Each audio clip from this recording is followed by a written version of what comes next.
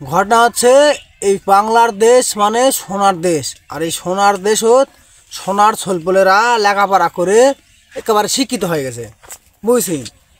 আর কোনো শিক্ষা বাদ নাই, না সব কিছু একেবারে শিক্ষিত হয়ে, বুঝছেন। জজ, উকিল, ব্যারিস্টার, ডাক্তার বিরাট কিছু হয়ে গেছে বাংলাদেশের। তাই আমি এখন চিন্তা করছি আমি এটাই হলো মূর্খ। তা আমি ভালো করে খোঁজ খবর দেখি এই যারা শিক্ষিত হয়েছে, বুঝছেন, এর ভিতর কিছু শিক্ষিত নামে অশিক্ষিত লোক আছে, একবারই গাইয়া, বুঝতে পারছেন।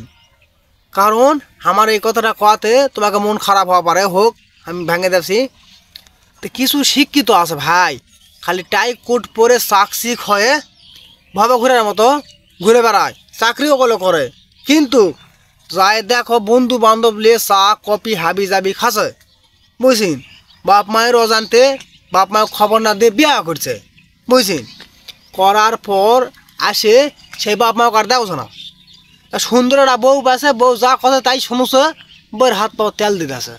দেখ ওটি তাও আমার আফসোস নাই, ওর বউ ওই তেল দেখ বা যা ইচ্ছা তাই করুক, বুঝছেন। কে রে, বাপটা তোর, মাও তো তোর, ওই সেবাটা তুই বাপ মায়ের উপর কর নেই। হুট তোকে একদিন শূন্যত বাপ মা বৃদ্ধা হয়ে গেছে, লিয়ে যায় বৃদ্ধা আশ্রম ঠিক আছে, বুঝছেন। কে রে, তুই তো শিক্ষিত, হ্যাঁ, তোকে কি যোগ থাকা লাগবে বৃদ্ধাশ্রমে মা বাপক। যে মাও তোকে এত কষ্ট করে প্যাটত থুলো 10 মাস 10 দিন, সেই মাওকলে যা থুয়ে আলিন বৃদ্ধা আশ্রমে, তাহলে এটা কেঙ্কা শিক্ষিত ভাই? তোমরা আমাকে না বুঝে কব তো। আমি করলেও লেখাপড়া বেশি করে নিয়ে মূর্খ মানুষ। আমার মতো যারা আছে অল্প শিক্ষিত, তারা অল্প একবারে শিক্ষিত অল্প, তারা করলে কখনো বাবার সাথে ঝগড়া হোক, মায়ের সাথে ঝগড়া হোক, কখনো ওই করলে বাপ মা বৃদ্ধা আশ্রমে থুবে না। এখন সন্ধ্যা পর এক সন্ধ্যা খাওয়া দেখ তো বাইর থুবে। এখনই বাপক ধরে মনে করো দি বাপ ছেলেকে ধরে গেলাছে, ছেলে বাপক ধরে গেলাছে, তারপরে মিশানা পর্দায় কষা আব্বা, বুঝছেন, ওটি শেষ।